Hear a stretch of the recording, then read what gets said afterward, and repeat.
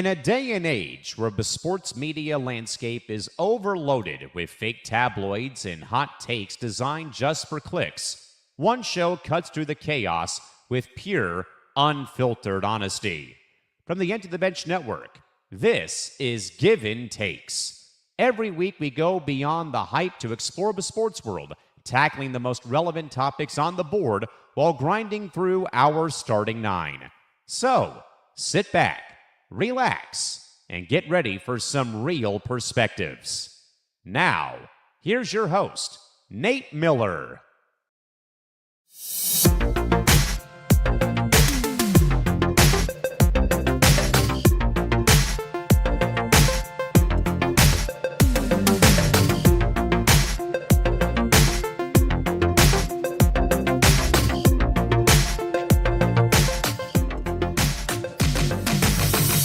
Hello, everybody. Welcome, sports fans, everyone who's joining, all the viewers here tonight, this lovely Monday evening at 9:30. Hello, I am Nate Miller, and this is Givin Takes, the online sports show, where every week I sit down with all you lovely fans live now, and we talk about sports.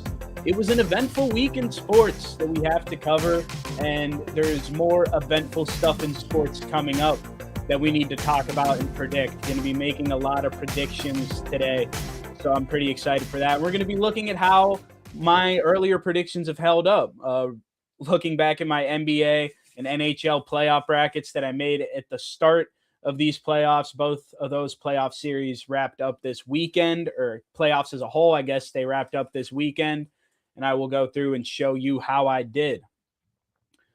So with all that further ado, let's move on now to this episode's starting nine. It is the 14th episode of Givin Takes, the third one that I've done live.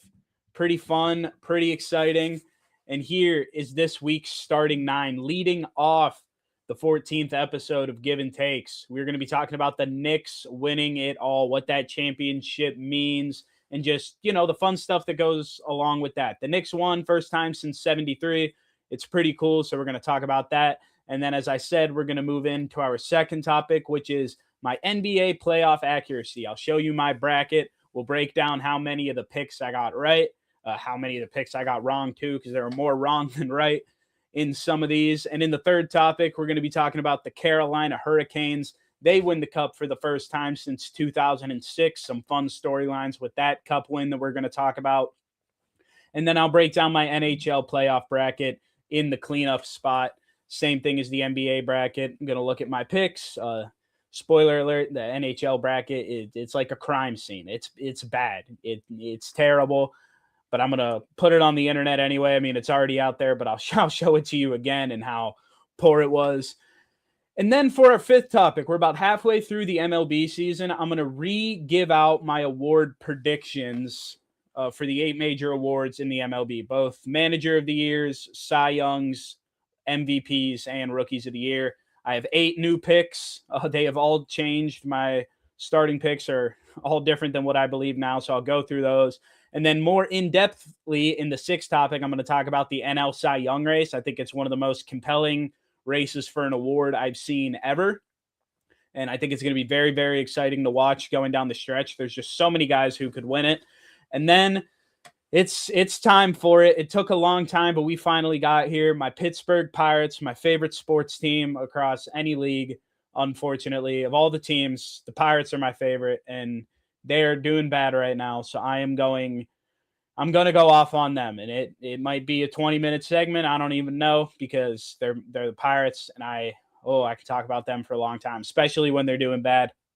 But then after that, we're going to get into the 3 studs of the week, as always, in the MLB. I got 3 performances that I think stand out this week above the rest, so I'm going to break those down for you. And then in the 9th spot, it's not going to be your takes this week. I got something a little different. It's going to be the next cycle of champions. So throughout the 4 major North American sports leagues, NFL, NHL, NBA, and MLB, and then for college basketball and college football, now that the NBA and NHL playoffs have concluded, I'm going to go through each of those 6 leagues, each of those 6 sports, and I'm going to predict, as of now, who I think next year's overall champion in that league will be. And then finally, closing it out as we do here every week, it's the top 10. It's a great top 10 this week. Actually, more than 10 items on it. I got some honorable mentions. You'll see why when we get there, as always. I will give you that. I'll give you the top 10 topic once we get there later. But until then, we got sports to talk about. So let's get it going. We're going to lead off with our first topic. The Knicks have won it all. It's pretty fun. I mean, I was rooting for the Spurs at first just because, I like Wemby. I think he's a good player, fun guy to root for. I had money on him. The whole nine, I wanted the Spurs to win. But I think it's really cool that the Knicks won. I wasn't going to be upset regardless of who won this series. I thought both were fun. Their first time winning it since 1973. And then it's the 8th new champion in the NBA in 8 years. It was the Toronto Raptors in 2019, Lakers in 20, Bucks in 21. You had the Warriors in 2022, and then the Nuggets in 2023, then the Celtics in 2024, then the Thunder last year, and the Knicks this year. A lot of parity in the NBA, so that's pretty fun. Interested to see how long that trend continues. I'm thinking, well, you'll see later who I think will win the NBA championship next year, but spoiler alert, I think there will be a 9th new champion in 9 years, which is a fun trend I'd like to see continue. But just incredible resilience by the Knicks. I mean, they were down double digits in at least 2, I think 3 of their wins in the finals against the Spurs. And you can say all you want about De'Aaron Fox playing bad and Wemby choking in big moments. While all of those things are true, the Knicks being able to keep themselves in those games and put themselves in those positions late, commendable. I mean, it was just phenomenal basketball by the Knicks that entire series. Jalen Brunson went nuclear in Game 5.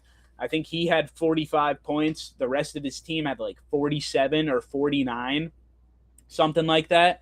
Just absolutely taking over the game and dominating it, cementing himself as one of the top 2 or 3 Knicks of all time, if not the best Knick of all time.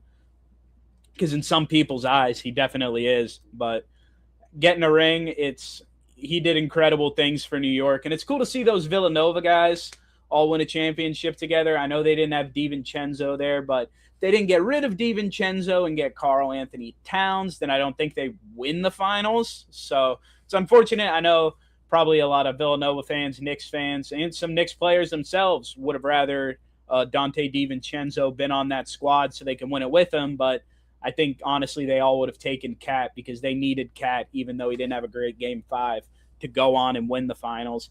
It's great for the city. I don't think they're going to repeat, like I said, just because of how the NBA has been this last decade. There just haven't been repeat champs recently. So not to knock the Knicks, not that they don't have good things going for them, and not to say that they won't get even better in free agency, but I just don't see a repeat happening. I could see a world in which they get LeBron. LeBron is going to be trying to go for a ring. He could flip from West Coast to East Coast, play in another big market. I think there's a potential that happens. What are the odds of it actually happening? I don't know, but I think it's something to keep an eye out on. And yeah, that's about all I got in terms of the Knicks winning it all. It was super cool. It was fun to see. I'm happy for the Knicks. I think Brunson and Hart and OG Anunoby had a phenomenal series. Mikal Bridges, he came close in 2021 to winning a chip with the Suns against the Bucks, but they lost in 6, I believe. So it's cool to see him get there. He's our Iron Man in this day and age of the NBA. So cool for Mikal Bridges, fun for New York fans. They've been waiting for a championship for a long time. So very, very cool for the Knicks. Now moving on, we're going to go to our second topic, which is my NBA playoff accuracy. So to start this off, I am going to show you what the actual NBA playoff bracket looked like.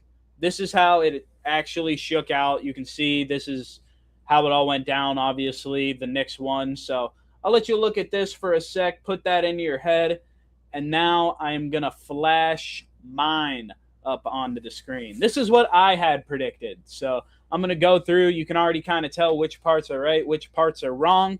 I'll break it down for you and tell you how many I got right out of the 15 things to pick. So in the first round, I went 5 out of 8. I got the Thunder, Spurs, Pistons, Cavs, and Knicks advancing all correct. And I had the Rockets, Nuggets, and Celtics advancing. They did not advance. It was obviously the Lakers, T-Wolves, and 76ers. So 5 for 8 in the first round in the NBA. Then in the second round, predicting who would be in the conference finals, I had the Thunder, Spurs, Pistons, and Knicks moving on. I went 3 out of 4 in that round. Pistons lost to the Cavs in 7. And then in terms of the conference finals, picking who will go to the finals, I went 1 for 2. I got the Spurs correct. I had the Pistons obviously moving on. It was the Knicks, but at least I had the Knicks in the Eastern Conference Finals, so that's decent.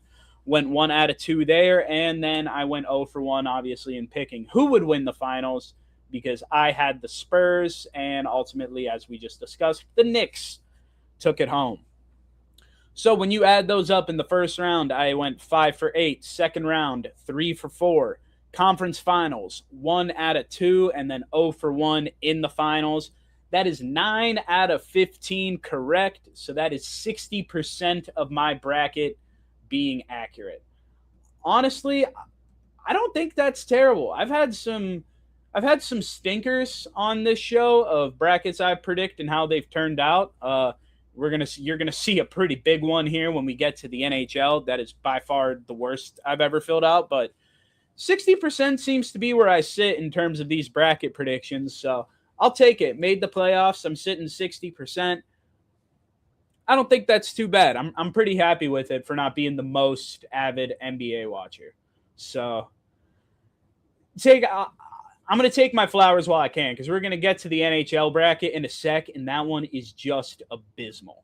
But that is the end of the second topic. I know it's a quick one, but like I said, whenever I make predictions or give takes on this show, I like to go back, revisit them, stand on the hills that I create of these takes. So did that there, and we're going to move on to the third topic now. I'm going to do basically what we just did, but again within the NHL before we move on to the big MLB segments of today's episode.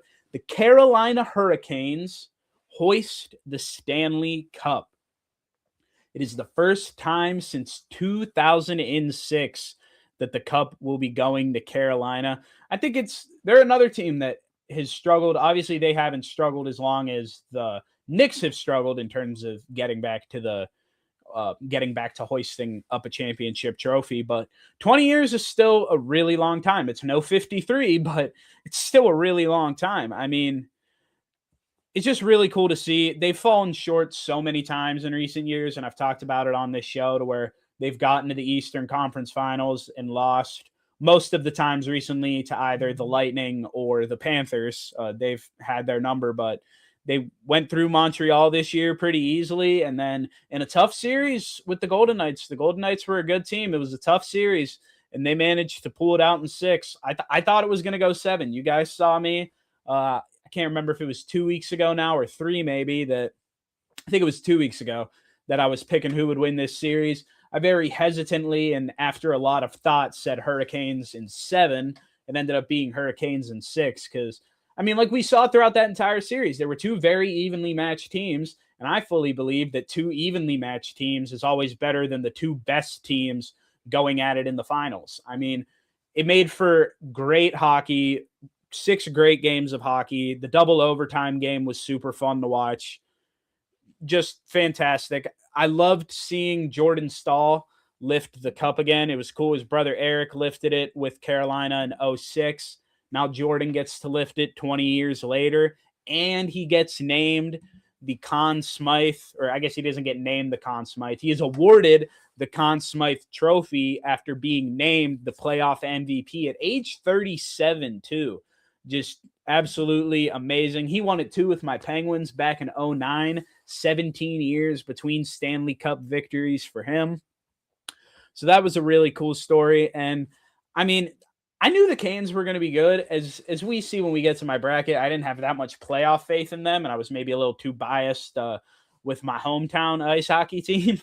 But Honestly, I mean, throughout the entire regular season, like when I was watching them and looking at the Metropolitan standings, like rooting for the Pens and everything, I mean, it was just we were never able to make ground on up on them in the division. No one was. They were just steady at the top, dominating. Didn't seem like they had many holes. And once they got going against Philadelphia, like the Ottawa series, I don't think anyone is too surprised they swept.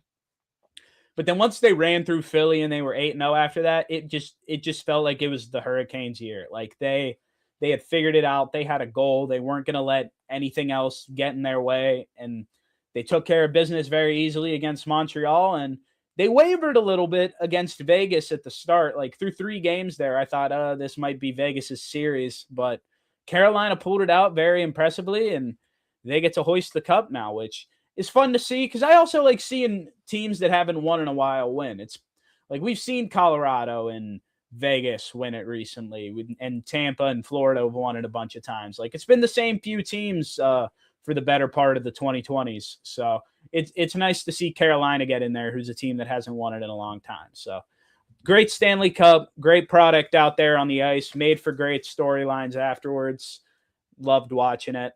And now, let's check and see how I did on my playoff bracket, huh? Let's do it. So first, I will show you what the actual playoff bracket looks like, as I did last time. I'll take the banner off the screen for a sec so you can see the bottom half of that bracket.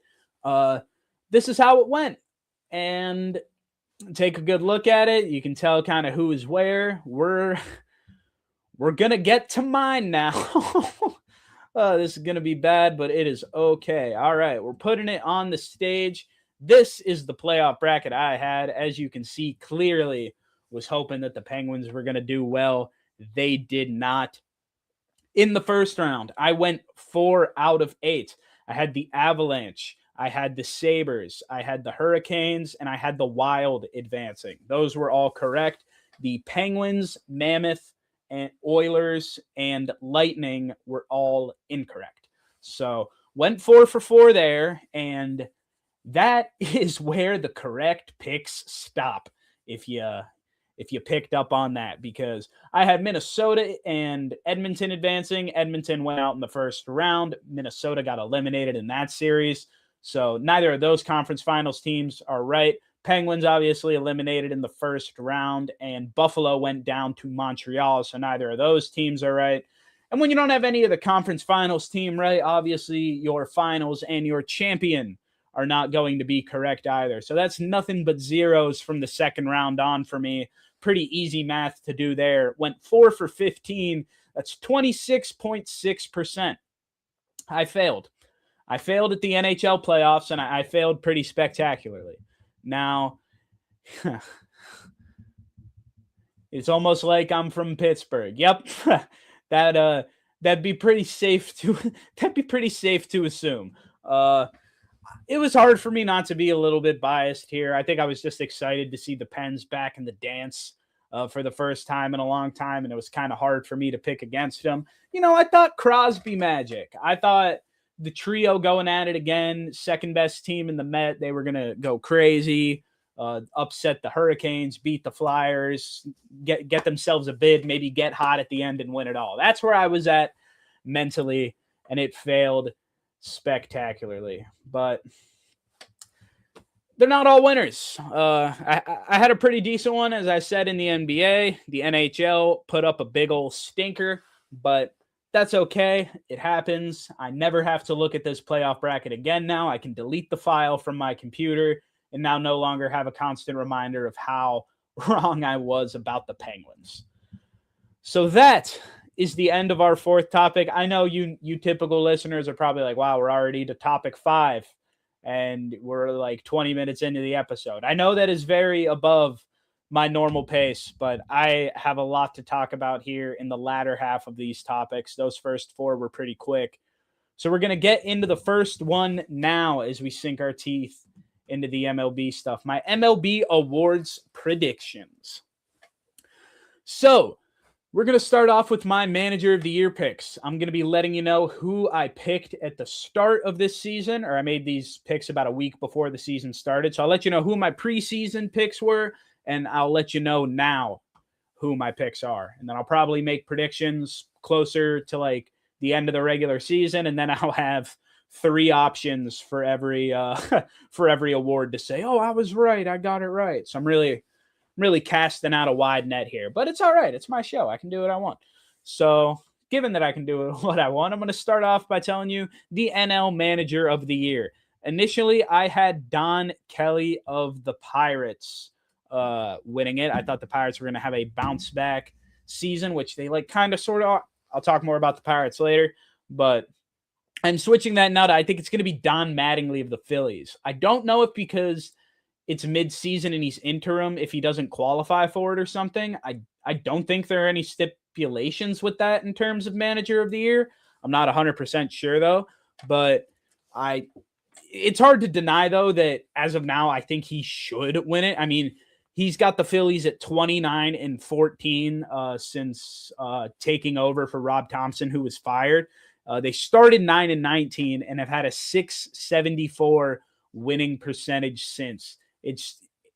It's been absolutely amazing to watch. They're now in the second wild card spot, I believe. They've been having an absolutely fantastic year. And a big reason for that, I think the sole reason for that, because the talent and the guys who were there on the roster the whole time, is the managerial change. And if the Phillies go on to make the postseason after their start, I think Don Mattingly really deserves to be awarded for that, because I think that is something that should not be overlooked. So I have Mattingly winning the NL Manager of the Year. In the AL, I had Mark Kotsay of the Athletics winning the AL Manager of the Year at the start of the season. Now I'm giving it to Will Venable. I believe I'm pronouncing that right. Venable of the Chicago White Sox. Their manager, I believe, easily at this point in time in the season. And if the White Sox keep up the way they're playing throughout the rest of the latter half of this season, I think he definitely deserves to win Manager of the Year. He's got the White Sox, as of earlier today when I jotted these notes down, tied for first in the American League Central at 38-32, tied with the Cleveland Guardians. And that is with the current injury right now to Munetaka Murakami. And he's still managed to not just keep them with their heads above water, but actually like continue to excel playing. Like they just won a home series against the Dodgers. They're sitting at the top of their division. They're easily one of the better teams in a very weak American League this year. I mean, I have some White Sox buddies who I talk to about this kind of stuff, and there's hope in Chicago. There's real faith. This is not we're hot, this is fun, like we're playing with house money, let it ride. Like there's real faith that this team can go out and do some good things this year because of the people they've beaten, like the quality of opponents they've beaten consistently throughout this year. I mean, and when a team does something like that, you have to credit the manager. I think in any sport, when a team has a 180, like from the White Sox last season to this season, a big reason for that is the manager. So I have him as my AL Manager of the Year, Will Venable. And then for the National League Rookie of the Year, I had Connor Griffin, my Pittsburgh Pirate Connor Griffin, as the NL Rookie of the Year, keeping it in the division. But for now, I'm switching it over to J.J. Weatherholt. I do still think Connor Griffin could win. It's just a little bit more of a long shot now. I'm not as confident in it, but Weatherholt's just having a phenomenal year, hitting .255, got a slash line of .359, .402, .761. For those of you that don't know how the slash line breaks down, first number is the on-base percentage. Second number is their slugging. And then the third number is their OPS, which is on-base plus slugging. So I got a lot of slash lines for you today, so need to make sure you know that. Weatherholt's got 64 hits, 10 of them home runs, 7 of them doubles. He's knocked in 31 runs. He's struck out 49 times, walked 32, and he's got not an ERA. He's got a WAR of 3.1. Then in the American League for Rookie of the Year, originally I thought it would be Kevin McGonigal. Now I believe it's going to be Munetaka Murakami. Murakami's hitting, and granted, he's going through injury, so he's missed some games, and he's going to have to pick it up a little bit more when he returns, but this is based on the fact that I believe he will pick it back up whenever he returns. Before being injured, he was hitting .240, slashing .378, .560, .938, 48 hits, 20 of them homers, 4 doubles, 41 RBIs, What hurts him is the 80 strikeouts, but he's drawn 44 walks and he's got a WAR of 2.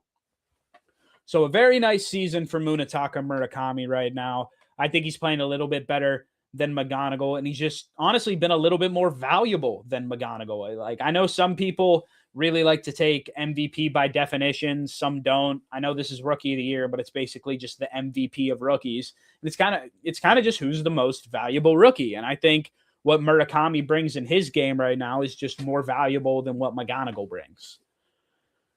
So next we're going to move on to the MVPs in the National League. Initially, I had Juan Soto winning the MVP. I thought he was going to have that type of year this year. It's not going to be Juan Soto.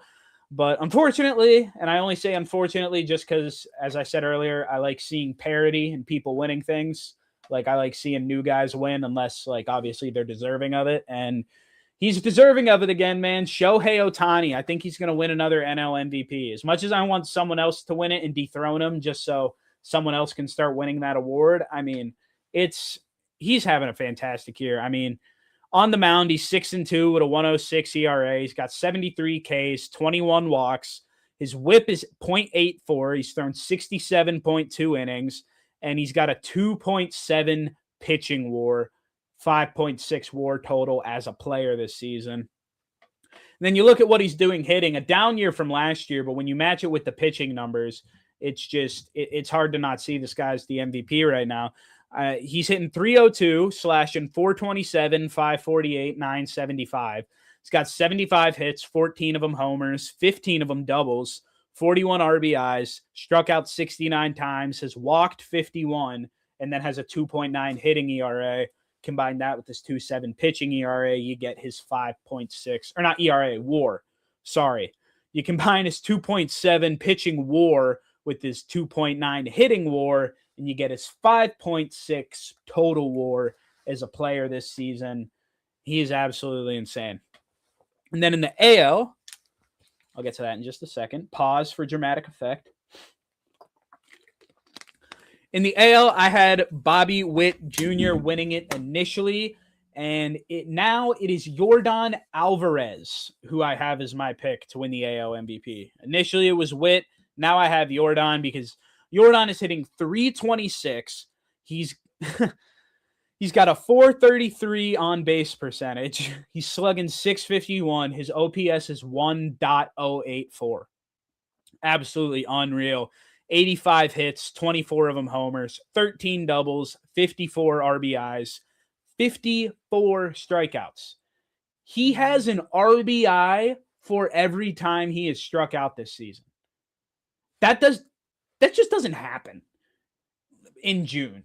You're not seeing a guy's RBI numbers perfectly parallel his strikeout numbers at this rate. Like, or maybe you do, and I just don't see it often, so that's why I'm so surprised by it. But 54 strikeouts isn't that terrible, in my opinion, and 54 RBIs is very good. So the fact that those numbers are on the same level is insane. He's walked 46 times, which is a big reason why that on-base percentage is up to .433. And his WAR is at 3.4. Just an absolutely stellar offensive season out of Yordan Alvarez, who might be traded at the deadline. Will that shake up the MVP race? Will Yordan Alvarez get traded to the National League potentially this year and then be a bid for the National League MVP rivaling Shohei? Like, that's something I'm looking at this season. I don't know if the Astros are going to move him, but it'll be interesting to see. But yeah, Yordan Alvarez having one heck of a year. And now finally, we're going to move on to the Cy Young races. We're going to start in the American League. So for the American League Cy Young, I initially had Brian Wu winning it on the Seattle Mariners. I was looking for a little bit of a dark horse who wasn't Tarek Skubal because I didn't think Skubal was gonna, win it this year. I didn't predict him getting injured or anything. I just didn't think he was gonna win it this year. So I was like, who's a dark horse? Went with Brian Wu. I don't think it's gonna be Brian Wu anymore, but I do think it's another guy who was kind of a preseason dark horse. It's Cam Schlittler on the New York Yankees. Cam Schlittler is having an absolutely phenomenal year. His numbers, he's 7-3 with a 1.82 ERA. He struck out 96 batters, has only walked 18.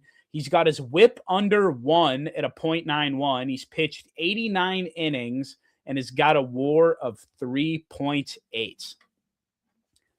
Just fantastic numbers from Schlittler there. Not too much to say. I mean, there's a plethora of phenomenal arms in the American League right now. I think just Schlittler sits above the rest. And there's a decent pool of arms, but nowhere near as deep a pool of arms as we're about to get into in the National League Cy Young race. I'm going to give you my pick now and his numbers, and then immediately after that, I saved this for last on purpose because I'm just going to then transition us in to talking more in depth about the National League Cy Young race.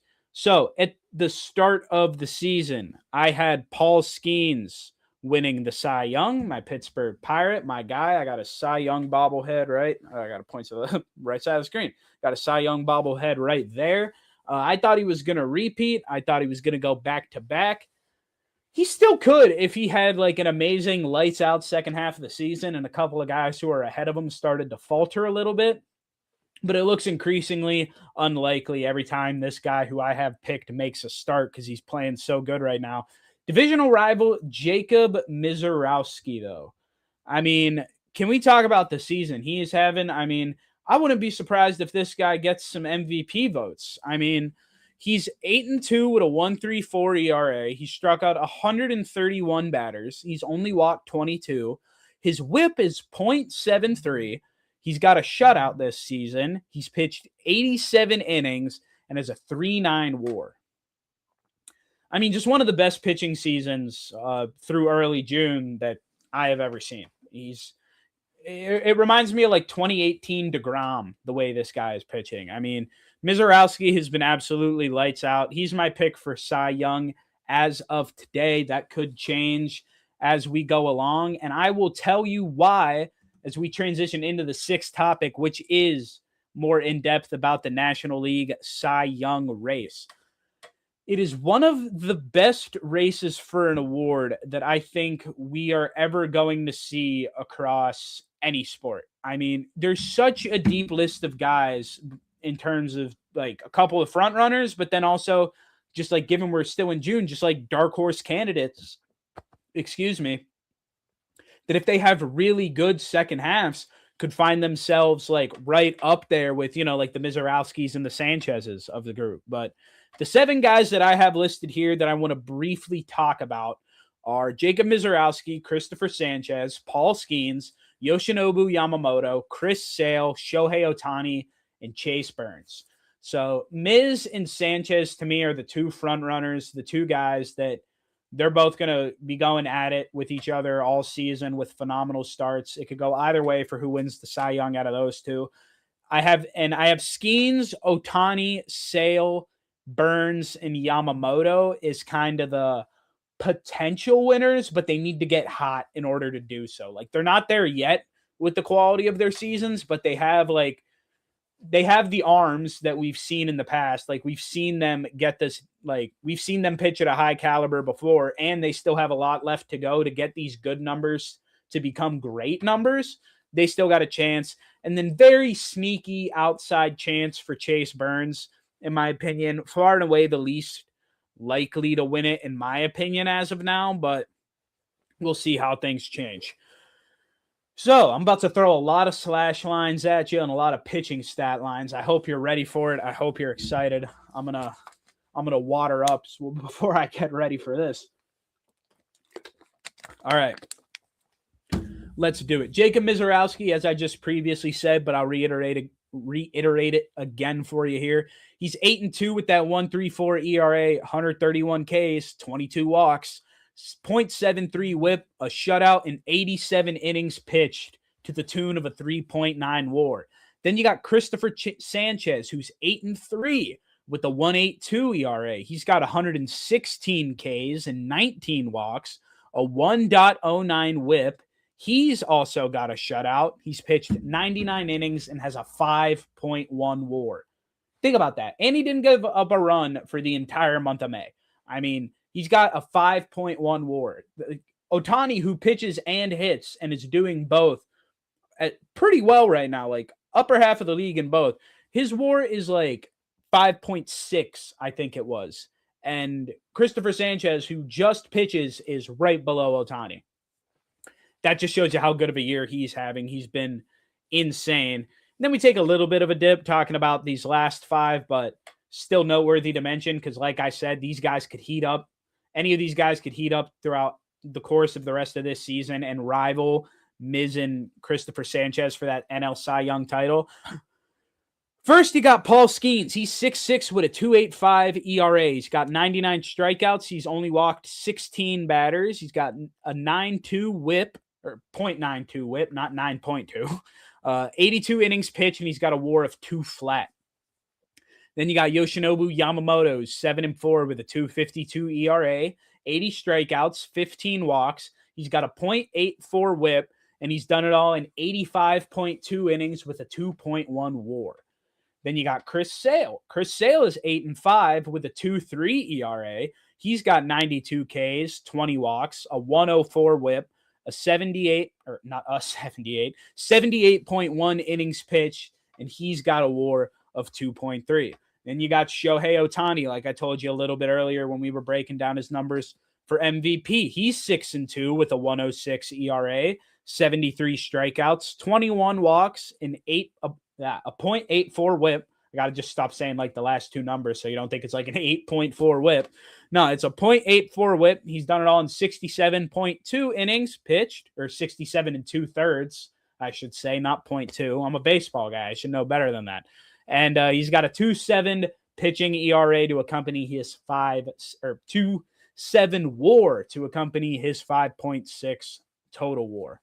I butchered Ohtani's stat line. I'm moving too fast, too many stats and numbers. Brain's getting all jumbled, but we're slowing it down here for our dark horse, Chase Burns, who's having a sneaky good year if you haven't been paying attention.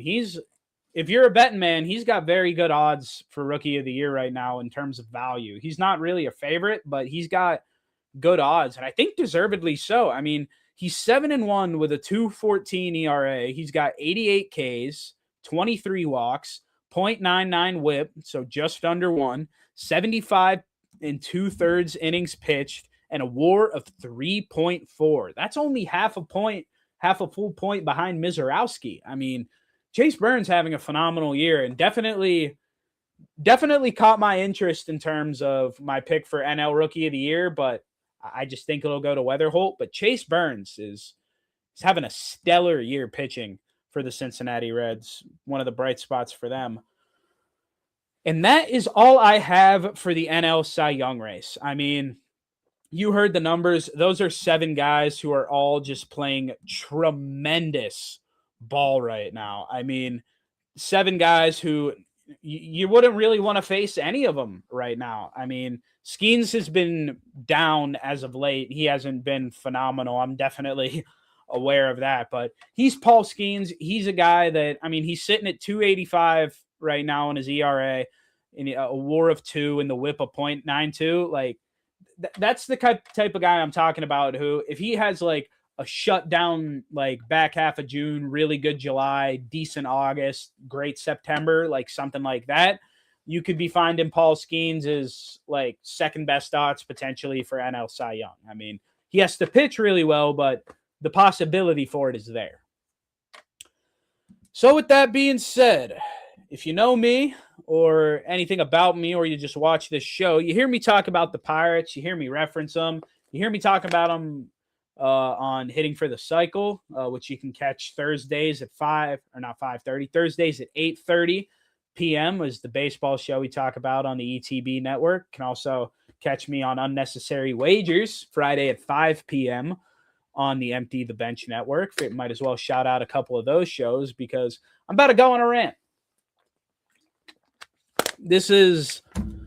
I didn't even really make too many notes for this one. I put a couple stats down I wanted to be aware of, but I just wanted to let myself run wild on this one because it's time for the State of the Union for the Pittsburgh Pirates. It is. I was hoping I'd never have to talk about them and they were just going to play good all year. but it finally happened. It took longer than I assumed. It is June 15th, the day I'm recording this, the day you all live are watching this.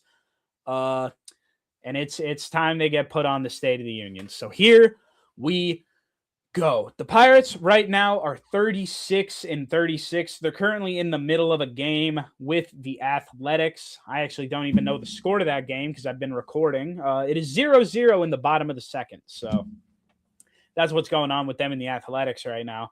They're 8.5 games back of the Brewers in the division. They're 2 games back of the wild card right now, and they are the 5th team out. So there are 4 teams ahead of the Pirates who are not in playoff contention, and then the Pirates before you get to that wild card spot. And like a week and a half ago, they were the top wild card spot in the NL. So shows you how much things can change in this league. But they're 3-7 in their last 10. They've played some good teams.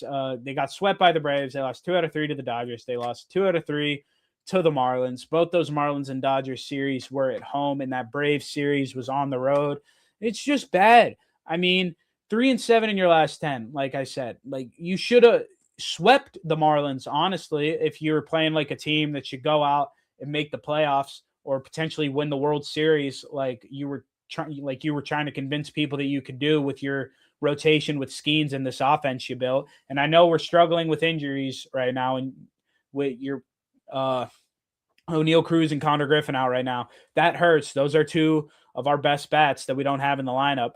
But still, I mean, you're looking at a team that throughout all the crap and everything still has a plus 14 run differential at 36-36. I mean, they've scored 359 runs.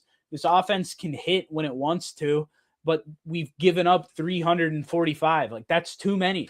That's too many to give up. And a big reason because of that is the bullpen is one of the worst bullpens I've ever seen in Major League Baseball throughout the entire time I've been watching this game, my entire life. Like, this team's bullpen is absolutely atrocious, and it always finds them ways to lose games. It's abysmal.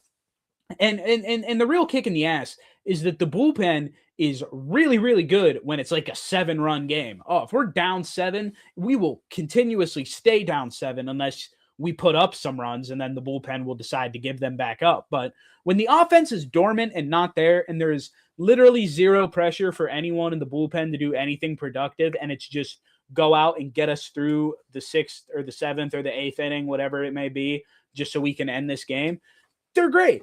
But when we have any sort of lead, 5 runs, 10 runs, 2 runs, whatever it is, they will give up runs. We have no reliever who is consistently good. There is not one guy in the pen who can come out and 9 times out of 10 be good. The best the Pirates can give you is a guy who, like, 6 out of 10 times can be good. And that just doesn't cut it in a Major League bullpen. That, with the rotation you have of guys like Braxton Ashcraft, Paul Skeens, Jared Jones, Bubba Chandler, Carmen Majinski was there for a while, but he's now in the bullpen. Bullpen sucks.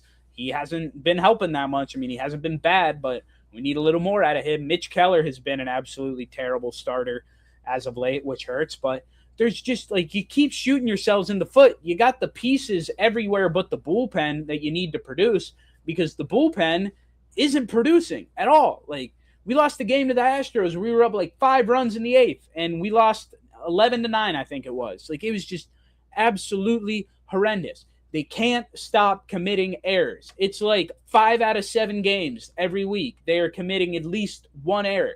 That can't happen. That is free base runners. Those are free base runners who most of the time score.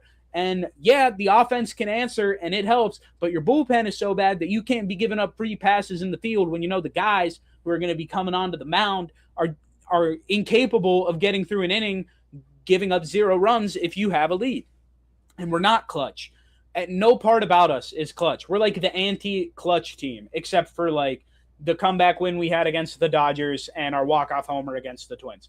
We have been the most unclutch team. I mean, even in our win against the Dodgers, we gave up a 2-run shot to Ohtani in the 9th when we were up 3 just to make it interesting. We won 9-8. We could have won 9-6. Just absolutely abysmal. Like, abysmal is the only word to describe it. Like, the fact that this team is 36-36 still and is not under 500 is amazing, and they need to capitalize on it, but I don't know if they will. I don't know if they're that good of a team. I don't know what to make of this team, because sometimes this team will just have a stretch where they are absolutely dominant. The bullpen's doing good, rotation's doing great, and our guys are hitting.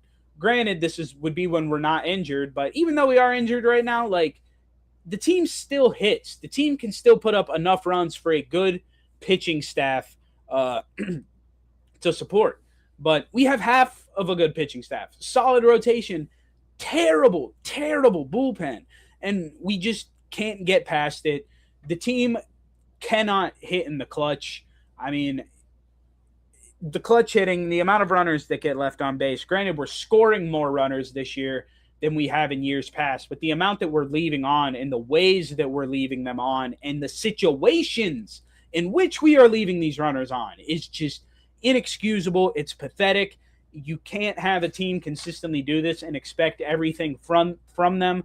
I mean, they're going up against the Athletics now, who are a serviceable team, and then the Rockies, who are like not a good team by record, but Pirates are down 1-0. By the way, that score changed. Henry Bolte double, Jeff McNeil single. That's how the Pirates are down 1-0 now tonight. If they lose tonight, they'll be under 500 for the first time, I think, since their opening series against the Mets, where they were, against the Reds. They started 1-3. They lost the first game against the Reds, 2 out of 3 against the Mets. So, since they went 3-3 in that 6th game of the season, like, that was the last time they were under 500. If they lose, they're back there tonight, and then questions get raised. Do the Pirates even become buyers at the deadline, or do they sell again? I don't think they should sell, but I don't know how good of a position you're going to be in to buy. There's just so much wrong with the team right now, and it could all be fixed if they could just figure out how to win a couple more games on the diamond. And it's also the way in which they've lost games. At least 7 or 8 blown leads this year of multiple runs, or just of not that many runs in very late game situations. And if you take that into effect, 36-36, say we should have won 8 more games than we should have. Now you're looking at a team who's 44-28. The Pittsburgh Pirates could be 44-28, but they're not. They're even 500. They're down 3-0 now because Nick Kurtz just hit a home run. Sweet, awesome. Of course, this is going down while I'm ranting about the Pirates. It all sucks. It all sucks for the Pirates right now. And I need to take a deep breath, maybe a nap or something. I don't know. I'm riled up. I'm angry. I'm close to giving up on them. If this continues for a couple more weeks, if they're like 5 games under 500, then it's just probably going to be maybe have some fun games. But the hope for something real in Pittsburgh for baseball is dwindling by the minute. So that is all I have for my State of the Union on the Pittsburgh Pirates. I feel like I need to watch like Bob Ross or something after that. Like, I just need to calm down after that. That was a lot. I got agitated. But that's what happens to you when you're a Pittsburgh Pirates fan. That's just what comes with it. I equate it to being like a New York Jets fan or something. Like, it's pain, it's misery. You haven't seen any success since the early 2010s, and you're clinging on to that. You haven't won a championship in your lifetime. Pirates and Jets were very similar. It sucks. It's all sad. But let's change the note and talk about some dope stuff that happened in baseball this week. I got your 3 studs of the week for this 8th topic. First up, my small stud actually is a Pirate from that game against the Dodgers I was talking to you about. The Pirates actually did something good in one of the 3 games they won over the last 10 games they played. Tyler Callahan, he had a pretty cool performance. He hit his first 2 career homers against the Dodgers in that game. His first one was off of Ohtani, and his second one was a go-ahead 3-run shot in the 8th to put the Pirates up 9-6. As I told you, that score changed to 9-8 because the bullpen sucks.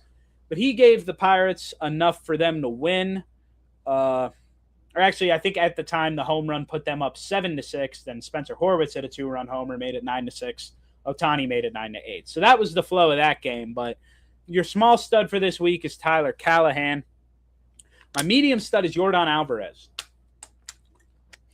Yordan had a crazy first inning against Kansas City on Friday night.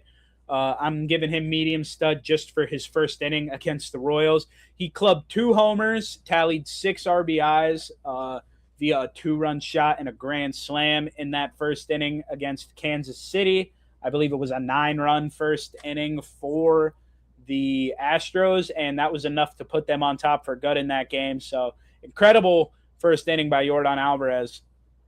And then my big stud this week, who I've already talked about a lot this episode, is Jacob Misiorowski, the Miz. This is for his outing against Philadelphia, where he threw the fastest pitch ever by a starting pitcher, 104.5 miles an hour on the gun, round that up to 105 for the Miz. Fastest pitch ever by a starter. Fastest pitch ever in the major leagues is actually Aroldis Chapman from when he was on the Cincinnati Reds, facing Andrew McCutchen, threw a ball 105.8. So Misiorowski, fastest pitch ever by a starter. And you may ask, oh, what else did he do in that game? Oh, well, just a complete game shutout where he only allowed 1 hit. He faced the minimum amount. He faced 27 batters. It wasn't a perfect game, but he faced the minimum. Struck out 15 and did it all on 95 pitches. Complete game, 1-hit shutout. Faced the minimum, struck out 15, 95 pitches. One of the best pitching performances of all time. Legitimately, one of the best pitching performances of all time. Jacob Misiorowski, there's not much else I can say about it. Except it was one of the greatest pitching performances I have ever seen. I mean, he threw a Maddox with 15 Ks and on 1 hit and faced the minimum. Just dominant masterclass. So now, before we get into the top 10, we're going to do our 9th topic, our last sports-related topic. Yeah, that's a little hint. Top 10 ain't sports-related this week. I threw a little curveball at you. It wasn't sports last week, not sports this week either. A little curveball at you. But really, really quickly, I'm going to go through and give you my picks for who I think will win the championship in the MLB, NFL, NHL, NBA, college football, and college basketball at the end of these next seasons that will all be starting. I like doing these predictions midsummer after NHL and NBA end because you got a decent grasp already on how things are going to go in the MLB because you're like halfway through the season. NFL's and college football are right around the corner, and then everything else is far away. But you got to pick a time to make all 6. So I'm picking now. The MLB, my World Series pick for this year. I got the Milwaukee Brewers. That pitching staff is going to be disgusting to face in the postseason. I mean, as long as the Brewers win the division, which I think they probably will, and probably end up being one of the top 2 teams in the NL, even though it'll be really close with the Braves and Dodgers of those 3 division winners, I think the Brewers could end up with a first-round bye. And if they do, I don't think they go out in the NLCS like they did last year. I think they finally end the droughts. I think they get to the World Series, and I think they win the World Series because of how dominant that pitching staff is. But I'd like to see if they go out and get another bat at the deadline. NFL, I got Rams winning the Super Bowl. I think they're like a super team this year. Amazing offense, amazing defense, especially with the acquisition of Myles Garrett and the potential return of Aaron Donald. There's a lot of fun stuff brewing in LA. And that was a team that easily could have won the Super Bowl last year, but lost in the NFC Championship and then got better on defense after giving up 30 points plus to the Seahawks. So I like the Rams. In the NHL, I'm going with the Minnesota Wild. I just really like the squad that they had this year. I thought they were actually going to beat the Avalanche and advance all the way to the Cup Finals, as you guys saw earlier. But alas, they did not. I'm still really a big fan of Minnesota's defense, though, even though it was kind of a weak spot for them in these playoffs. With Quinn Hughes, I think they're just going to continue to build on that this offseason and get even better next season. And it's going to be a tough West again next year and a tough division once again with Dallas and Colorado in there for Minnesota. But I think it'll be their year next year to raise the cup. Then in the NBA, I got the Spurs getting redemption next year. Wemby's had a taste for it, He's been there. He's seen what it takes to go out and win an NBA championship. He hasn't done it, but has seen what needs to be done in order to attain that goal. I think the Spurs build. I think the Spurs get better. I think Wemby gets better, and I think they take it home. In college football, I'm going with the Oregon Ducks taking it home. And I say the Oregon Ducks just because, with the Big Ten trend that's been going on right now, I honestly like that to continue. It's been 3 Big Ten teams each of the last 3 years with Ohio State, Michigan, and then Indiana. So give me the Big Ten trend to keep going. I'm going to go with Oregon to win the college football playoff. And then I am going to switch over now to college hoops. And I'm going to go with my Michigan State Spartans. We have a real good recruiting class. This was a team, 2 seed 2 years ago, 3 seed last year. This is a team that's got good young guys. They're very high in the preseason polls. So on paper, they got the guys. Izzo knows how to coach. I think, is it a little bit biased? Sure. But hey, you know what? Let me pick one of my favorite teams to win. I'm picking my Michigan State Spartans to take home March Madness. Even though it's far out, I really like what they've been building. I got faith in Izzo. Give me the Michigan State Spartans. So running that back for you. In the MLB, I got the Milwaukee Brewers. In the NFL, I got the Los Angeles Rams. In the NHL, I got the Minnesota Wild. In the NBA, I got the San Antonio Spurs. College football, I got the Oregon Ducks. And college hoops, I got my Spartans, the Michigan State Spartans. So that is all for the starting 9. We got through 9 topics, talked a lot about baseball, a little bit about basketball, a little bit about hockey, those seasons ending. And with all that ending, it's just going to be a whole lot of baseball going on now. So this is going to be a lot of baseball getting talked on about this show. We'll talk about little other things here and there as well, but it's baseball season now, my favorite time of the year. Basically, the only thing that's on, if it wasn't for the World Cup, the only thing that would really be on night in and night out is baseball. But we got World Cup stuff going on now too. But it has been a lot of sports, so let's take a break from the sports and get into the top 10. I got a fresh list for you this week with some honorable mentions. This is one I've been waiting to do. This is a tough list for me to make, but a list I'm happy with. My favorite musical group of all time, the Beatles. They released 13 studio albums. I'm going through, and I'm giving you my top 10 of those 13 Beatles albums. It's basically a top 13 because I got the 3 honorable mentions in there, so you can basically consider this a top 13 if you want, but anyone who knows me would let you know I'm a huge Beatles fan. I love them. So without any further ado, I'm going to go through and start this list. The 3rd honorable mention, my least favorite Beatles album, is Yellow Submarine. They got 1 track on that album that I like, I think. It's not a very good album. With the Beatles is my 2nd one. That's their 2nd album they released. Just not that many great songs. And then Beatles for Sale is their 4th album that they released. I got that as my last honorable mention in 11th place. They got very few good songs on that album too, in my opinion, but the good songs on there, like 8 Days a Week, are very good. Now, for the top 10, in 10th, at number 10, I got Hard Day's Night. Hard Day's Night, fantastic album. They got a lot of good songs on there. I Should Have Known Better, Can't Buy Me Love, Hard Day's Night, obviously. Great album. I've never seen the movie, but it kind of got bonus points. Not really, though, because it's a 10th for being attached to a movie.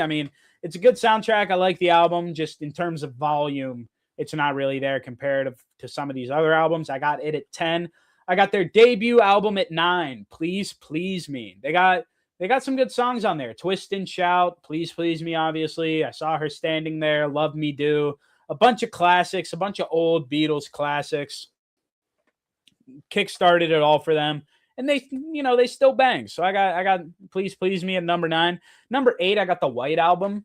I'm just not the biggest fan of the White Album. It's good. There are good songs on there that I like, but there's just so much of it that I think is not good in that album because of just sheerly how many songs there are, that I think that kind of brings it down. But the top, like the peak in that album is peak. It is very, very good. I love that album. What's good in that? There's just a lot of it that isn't that good. So it sits right in the middle at 8. At 7, I got Magical Mystery Tour. I mean, you're talking Penny Lane, Strawberry Fields Forever, All You Need Is Love. What is a mother? Hello, Goodbye, Baby, You're a Rich Man. There's so many good songs on Magical Mystery Tour. I had no idea what the movie is about. Probably just some crazy psychedelic mind trip to watch. But I love the album. The songs on it are great. It's at number 7. And like 7 and up, like the top 7 are really like, these are the ones. At number 6, I got Revolver. Revolver's a fantastic album. I love Revolver, just the psychedelic feel of it. You got songs like Taxman, Good Day, Sunshine, Tomorrow Never Knows, Eleanor Rigby, which is an absolutely amazing song. I mean, Eleanor Rigby is one of the best things Paul McCartney ever wrote, but it was the first time where I think they really kind of just switched up their sound, like totally. They did it a little bit with Rubber Soul, which I'll get to later, but Revolver, I feel like, was the first big left turn for the Beatles, in which they weren't just some like in suits and ties boy band anymore. Like, they started experimenting with drugs, all that. The precursor to Sgt. Pepper's, Revolver, very, very solid and good album. And at number 5 is Sgt. Pepper's. The cover of the album, absolutely breathtaking to look at. Just such a cool cover. And then you got songs like A Day in the Life, With a Little Help from My Friends, Sgt. Pepper's Lonely Hearts Club Band. That was a tongue twister for me to say. Getting Better, Fixing a Hole, When I'm 64. That was the album that everyone uses for conspiracies that Paul McCartney died, and it's been a doppelganger ever since, which is, that's just fun. But great album. It's such a good, iconic Beatles album. For a lot of people, it's top 3. Not for me, but in the top 5. At number 4, I got Rubber Soul. I think Nowhere Man might be like my favorite Beatles song, potentially. Top 3 for sure. Probably not 1. I'd say I put it at 2, honestly. Really love that song. And Norwegian Wood is a great song. There aren't that many songs excuse me, on Rubber Soul that I listen to, but the ones that I do are just like some of my favorite songs ever, that it just gets super boosted way up to 4th on the list. At number 3, I got the iconic cover. I got Abbey Road. I actually got to walk across Abbey Road last year on vacation in England. That was a pretty cool thing for me to do because I love this album. I mean, you got Here Comes the Sun, which is my favorite Beatles song. Come Together, Maxwell's Silver Hammer, which I think is a totally underrated song. Octopus's Garden, Oh Darling, I Want You, She's So Heavy. That's another great song. Just so many phenomenal tracks on Abbey Road. I got it at 3. At number 2, I got Help. Talk about just a fantastic album. I mean, Help, Ticket to Ride. What are some of the other ones? I'm just kind of naming all these off the top of my head as I go, because I've been a Beatles fan for a long time. I mean, I really enjoy the Beatles. Help is just, I can listen. Yesterday is on that album. I can listen to almost that whole album through start to finish without wanting to skip a single song, which is crazy for a Beatles album because the Beatles do tend to miss with a couple of songs here and there on each of their albums just because of how much they like to experiment with their music. There are some duds, but Help, the duds are few and far between.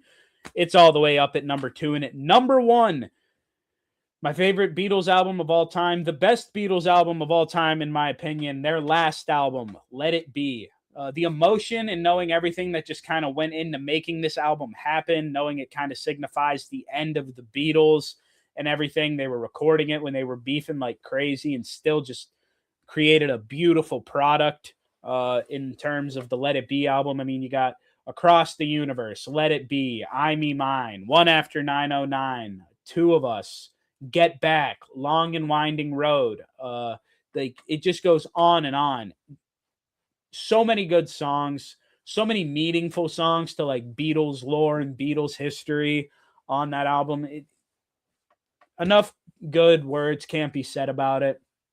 Easily my favorite Beatles album. So running that back for you, at 13, it's Yellow Submarine. At 12, it is With the Beatles. At 11, it is Beatles for Sale. At 10, it is Hard Day's Night. At 9, it's Please Please Me. At 8, it's the White Album. At 7, it is Magical Mystery Tour. At 6, it is Revolver. At 5, it is Sgt. Pepper's Lonely Hearts Club Band. At 4, it is Rubber Soul. At 3, it is Abbey Road. At 2, it is Help.